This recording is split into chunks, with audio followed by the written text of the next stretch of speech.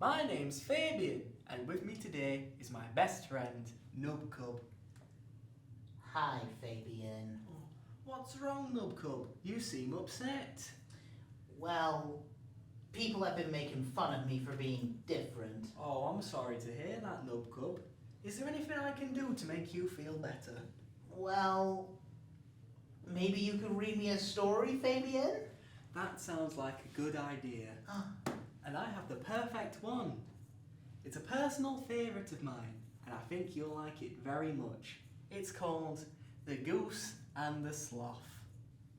There was once a sloth, and it was a nimble sloth, unlike any of the other sloths in the sloth kingdom.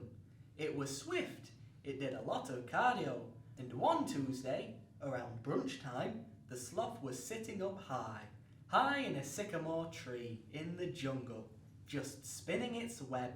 A web?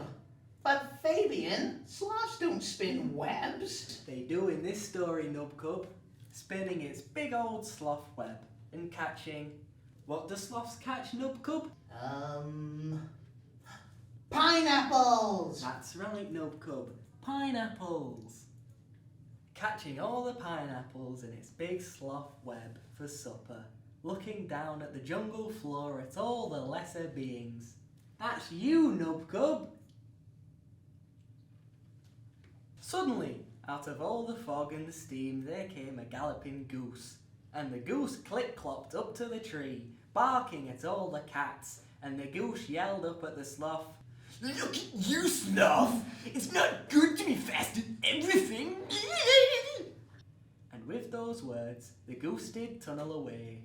The words of the goose stuck with the sloth's mind, and with each passing day the sloth got lazier and slower, till it was as slow and as lazy as all the other sloths in the sloth kingdom. Oh no, Fabian! He lost his vim and vigor! He has indeed, Nubcub. Would you like to carry on reading? Oh yes, please! I need to know how the story ends! Well, one bank holiday, the goose was trotting through a meadow of oats, wheat and corn. The kind of meadow used to create Cheerios. A Cheerio meadow. I don't really like Cheerios.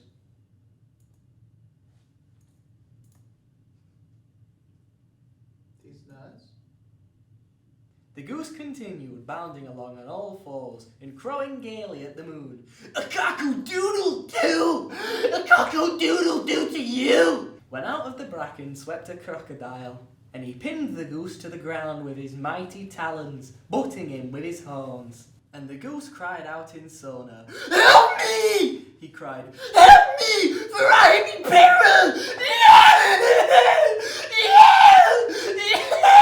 But the sloth, who was binging Tom Scott videos down by the bayou, was too slow. He was too slow and too lazy to make it down there in time. And the crocodile ate the goose, and the goose died in the belly, and the nearby frog said he deserved that, and then the crocodile drove over and ate the sloth.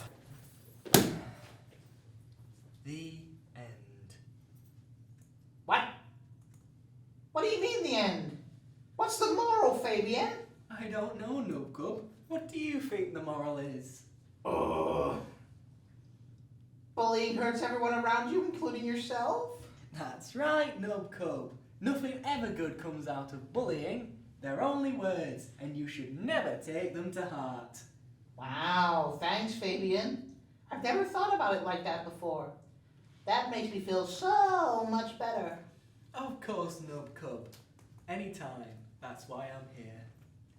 Well, that's all we have time for on today's episode of Fabian's Far-Fetched Fables. Tune in next time when we take a look at recycling. Bye-bye, everyone.